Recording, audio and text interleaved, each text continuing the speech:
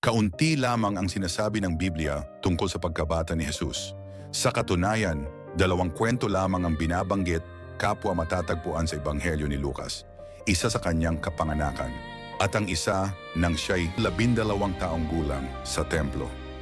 Taon-taon, ang mga pamilyang Hudyo ay naglalakbay patungong Jerusalem upang ipagdiwang ang piyesta ng Paskwa. Isa itong banal na tradisyon, alaala ng pagliligtas ng Diyos, ng kanyang tipan at ng kanyang katapatan sa kanyang bayan. Kabilang sa mga naglalakbay, sina Maria at Jose, at kasama nila ang kanilang anak, si Jesus, na noon ay 12 taong gulang. Magkakasama silang naglakad sa mahabang daan patungo sa banal na lungsod. May mga awit ng papuri, may mga dasal na ibinubulong, at sa gitna ng lahat ng ito, may isang batang naglalakad na ang layunin sa buhay ay higit pa sa nauunawaan ng sinuman. Pagdating nila sa Jerusalem, ang lungsod ay puno ng buhay.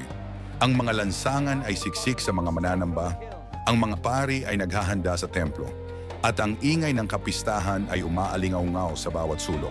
Ngunit para kay Jesus, ang templo ay higit pa sa gusali at ritual. May humihila sa kanyang puso. Habang ang iba ay tumutupad ng tradisyon, siya ay naghahanap ng kahulugan.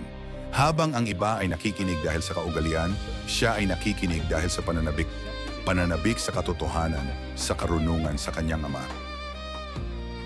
Mabilis lumipas ang mga araw ng kapistahan. At nang dumating ang oras ng pag-uwi, sumama sina Maria at Jose sa mga naglalakbay pa uwi.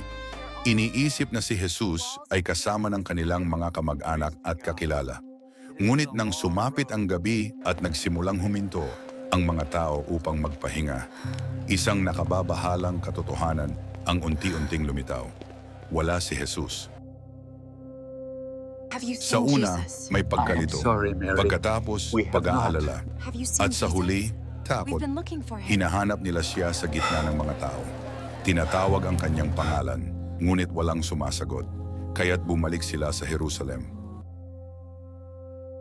Sa loob ng 3 araw, hinahanap nila ang kanilang anak sa buong lungsod, sa mataong lansangan at sa tahimik na mga sulok, sa mga pamilihan at sa mga hakbang ng templo.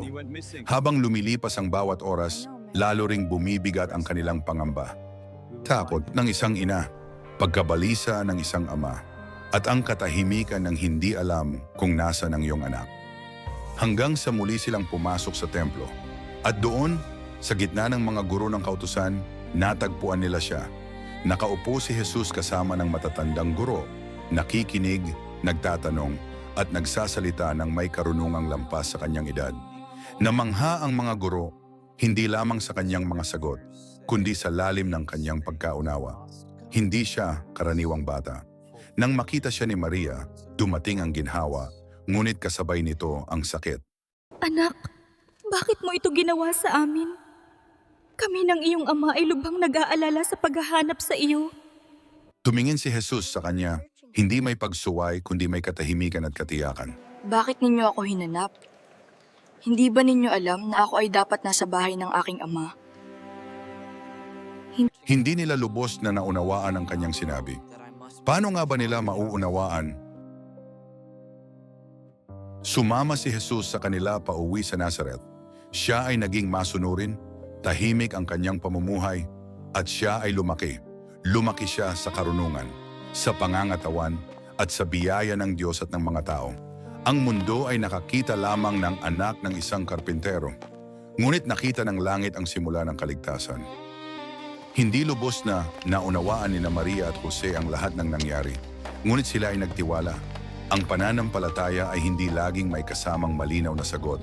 Minsan, ito'y pananatili, ito'y paghawak, ito'y pagtitiwala, kahit ang plano ng Diyos ay higit pa sa ating pagkaunawa. Kung nagustuhan mo ang kwentong ito, huwag kalimutang mag-like, mag-subscribe at i-share. Kung may pinagdadaanan ka ngayon at gusto mong ipagdasal, i-comment mo lang ang salitang prayer o mag-message sa page.